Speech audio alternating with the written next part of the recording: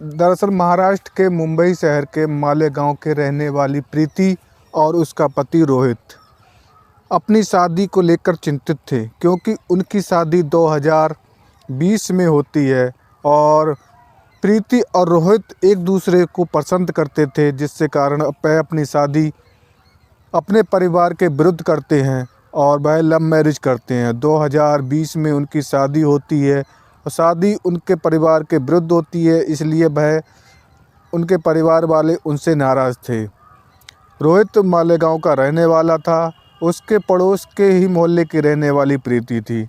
जबकि रोहित की उम्र 30 वर्ष थी, प्रीति की आयु 28 वर्ष थी। वह मुंबई के एक महाविद्यालय में पढ़ते थे, जिससे कि उनकी दोनों की जान पहचान हो जाती है और जान पहचान होने के कारण वह दोनों एक दूसरे को बहुत चाहने लगे थे। लेकिन उनके परिवार वाले उन्हें नहीं चाहते थे और उनकी मर्ज़ी नहीं थी कि इन दोनों की शादी हो।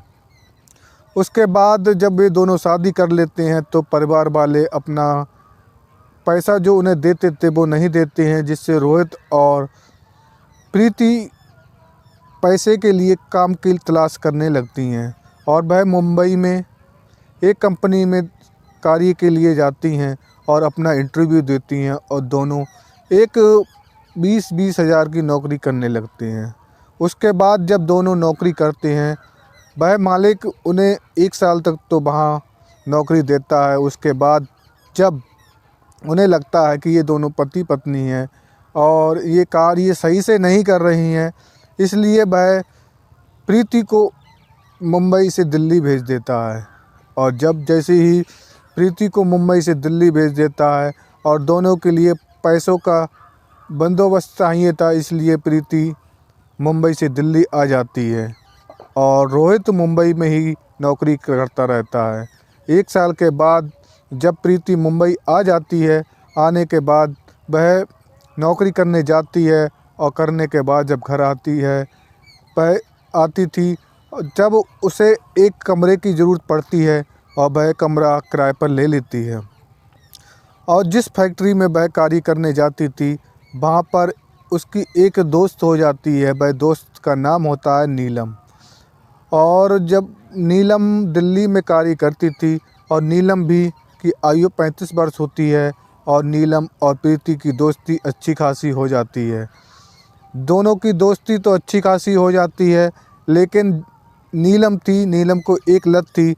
वह कभी कभी हफ्ते में 1 बार कोठे पर जाया करती थी और जाने के बाद वहाँ उसे एक रात के 10,000 रुपये मिलते थे।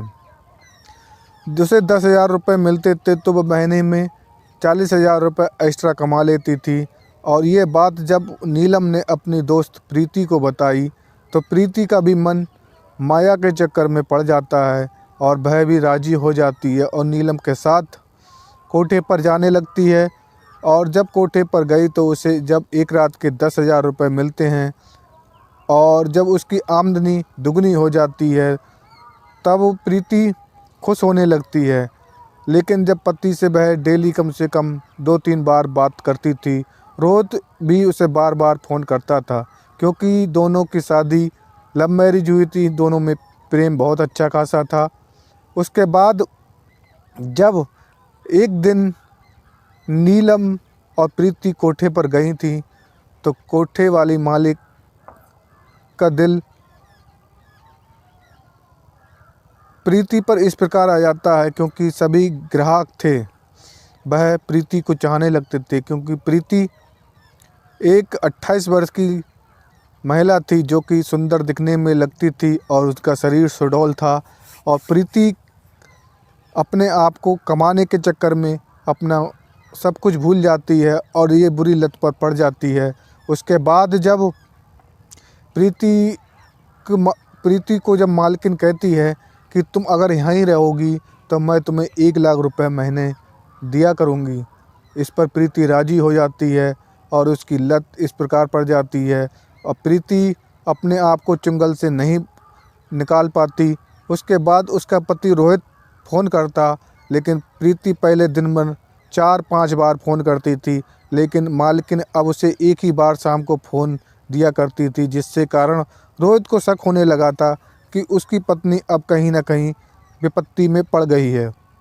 उसके बाद जब रोहित ने पूछा कि आप अब किस कंपनी में कार्य कर रही हैं, तो वह जवाब सही से नहीं दे पाती है, जिस कारण रोहित को शक होने लगता है कि कहीं न कहीं प्रीति का क्या चक्कर है, कहीं जवाब सही से नहीं दे रही है।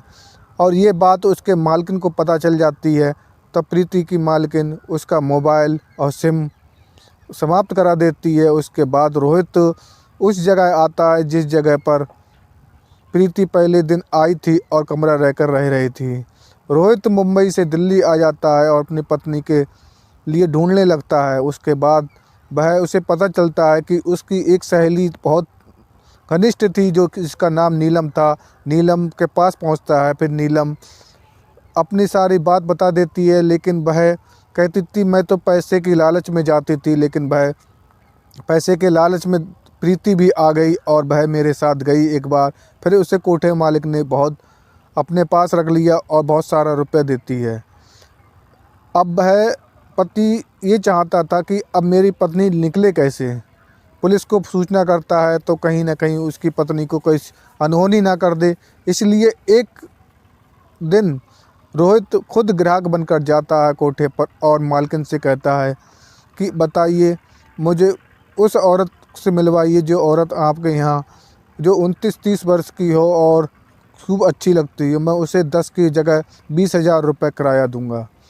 तो वह कोठे मालकिन राज़ी हो जाती है और सबसे पहले उसका प्रीति का फ़ोटो लाकर रख देती है। और वह भी रोहित भी देखकर समझ जाता है ये मेरी पत्नी है। उसके बाद उसके मन में आता है कि कहाँ अच्छी खासी हम दोनों मुंबई रह रहे थे और यहाँ आकर ये फंस गई और इसकी बुरी लत में फंस जाती है, जिस कारण आज ये दिन देखने को पड़ रहा है।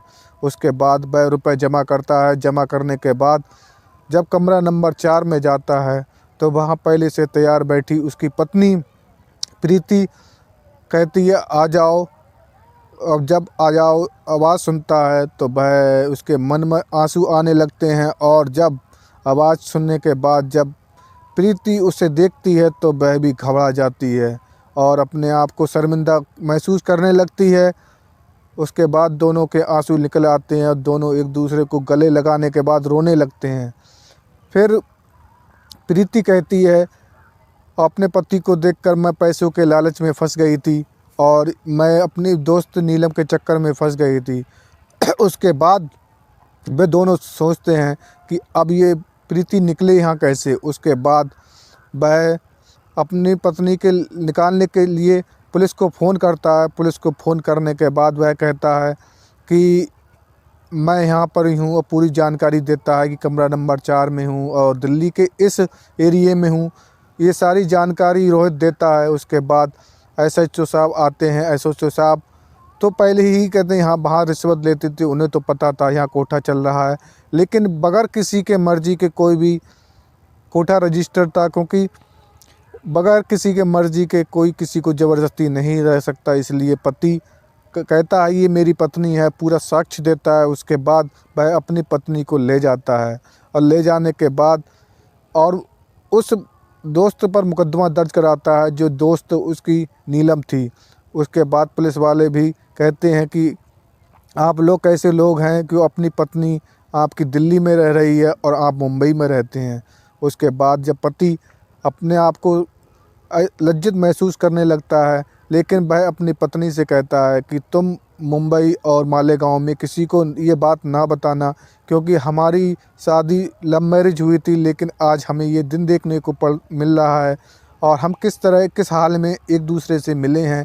इतने दिनों के बाद आज हम मिले हैं और आप लोग इस तरह की हरकत कर देंगे हमें पता नहीं था, क्योंकि आप पढ़ी लिखी औरत हैं, फिर इस तरह का कृत्य आपने कैसे कर दिया।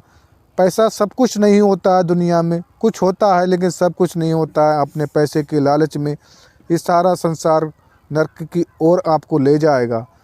उसके बाद उसने कहा कि आप चलिए मेरे साथ और गंगा में डुबकी लगाइए। फिर वह जाकर गंगा में पहले डुबकी लगवाता है, उसके बाद वह मुंबई उसे ले जाता है।